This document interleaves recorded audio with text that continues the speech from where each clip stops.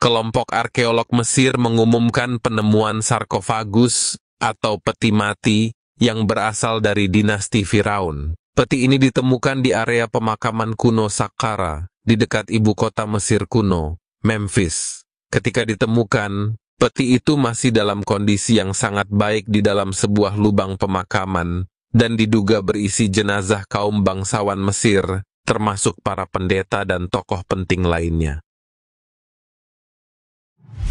Pada tanggal 3 Oktober 2020, salah satu peti ini dibuka untuk pertama kalinya sejak tertutup rapat selama sekitar 2.500 tahun.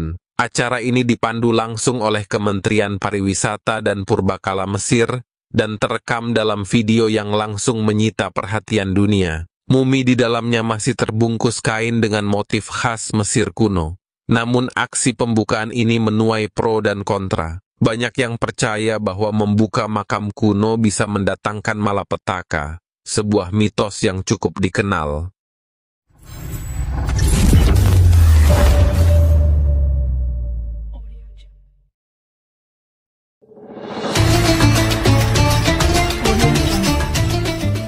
Assalamualaikum warahmatullahi wabarakatuh. Sahabat, kita akan mengupas salah satu peristiwa besar dalam sejarah Mesir kuno yang juga disebutkan dalam Al-Quran. Mungkin banyak dari kita yang pernah mendengar tentang mumi-mumi Firaun yang diawetkan dan tersimpan di museum-museum besar dunia. Namun, pernahkah kita berpikir tentang alasan di balik proses mumifikasi ini? Bagaimana kondisi mumi tersebut masih utuh setelah ribuan tahun? Dan apa hubungan antara mumi Firaun dengan kisah Nabi Musa di dalam Al-Quran? Mari kita simak kisah dan fakta-fakta menarik ini hingga akhir, dan semoga kita bisa memperoleh hikmah di dalamnya. Kita mulai dengan latar belakang dari tradisi mumifikasi di Mesir kuno. Dalam keyakinan masyarakat Mesir kuno, kematian bukanlah akhir, tetapi sebuah gerbang menuju kehidupan setelahnya. Agar arwah atau jiwa orang yang meninggal bisa kembali ke jasadnya, mereka harus mengawetkan tubuhnya.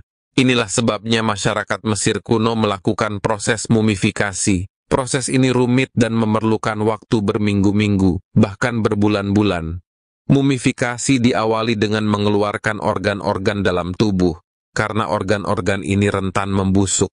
Lalu, tubuh akan diawetkan menggunakan natron, zat alami yang dapat menghilangkan kelembapan dan mengawetkan jasad. Seluruh proses ini dilakukan dengan harapan agar arwah dapat kembali ke jasadnya, sehingga orang yang telah meninggal bisa memasuki kehidupan abadi dengan damai.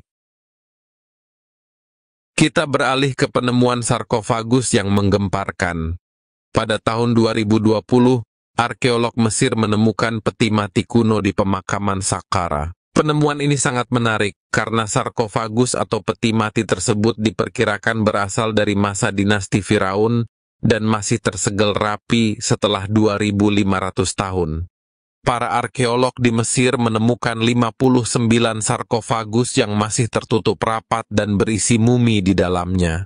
Pada 3 Oktober 2020, salah satu peti ini akhirnya dibuka untuk pertama kalinya sejak tertutup ribuan tahun yang lalu. Peti mati tersebut dibuka di hadapan media dan perwakilan dari berbagai negara, termasuk Duta Besar Selandia Baru, yang mengabadikan momen ini dan membagikannya melalui akun Twitter pribadinya. Saat peti mati dibuka, tampak mumi yang dibungkus kain berhias, mirip dengan wajah asli almarhum yang diduga adalah seorang pendeta Mesir, dan menampilkan sosok mumi yang masih terbungkus kain dengan motif-motif khas Mesir. Namun, pembukaan peti ini mendapat reaksi beragam. Ada yang menyambut baik untuk kepentingan ilmu pengetahuan, tapi ada juga yang percaya bahwa membuka makam kuno dapat mendatangkan malapetaka. Dalam Al-Quran, kisah Firaun menjadi salah satu pelajaran penting. Allah Subhanahu wa Ta'ala berfirman dalam surah Yunus ayat 92, yang artinya, "Maka pada hari ini kami selamatkan badanmu, supaya kamu dapat menjadi pelajaran bagi orang-orang yang datang sesudahmu. Dan sesungguhnya kebanyakan manusia lengah dari tanda-tanda kekuasaan kami." Ayat ini mengisyaratkan bahwa jasad Firaun yang tenggelam di laut tetap terjaga. Pesan ini penting karena Allah ingin mengingatkan kita semua agar tidak mengikuti jalan kezaliman seperti yang dilakukan Firaun. Firaun dikenal sebagai sosok yang sombong dan menentang ajaran Allah, bahkan sampai mengaku sebagai Tuhan. Kita semua tahu bahwa Firaun adalah sosok antagonis utama dalam kisah Nabi Musa alaihissalam. Nabi Musa diutus oleh Allah untuk mengajak Firaun agar menyembah Allah dan menghentikan kekejamannya. Namun Firaun menolak mentah-mentah. Bahkan, ia mengejar Nabi Musa dan Bani Israel yang berusaha melarikan diri dari Mesir. Ketika Firaun dan tentaranya hampir mengejar mereka, dengan izin Allah, laut terbelah. Nabi Musa dan kaumnya selamat menyeberang, sementara Firaun dan pasukannya tenggelam saat air laut kembali menyatu. Kejadian ini disebutkan dalam surah Taha ayat 77 dan 78. Lanjut ke sisi ilmiah, penemuan jasad Firaun yang masih utuh menjadi perhatian dunia. Pada tahun 1975, seorang profesor bernama Maurice Bucaille meneliti mumi Firaun ini di Kairo. Profesor Bucaille menemukan adanya sisa garam laut pada jasad tersebut yang menguatkan dugaan bahwa Firaun ini mati tenggelam. Profesor Bucaille sempat terkejut melihat bahwa kondisi jasad ini lebih baik daripada jasad yang lainnya meskipun ia telah tenggelam di laut. Penelitian lanjutan dilakukan, dan hasilnya semakin menguatkan bahwa jasad tersebut mati akibat tenggelam.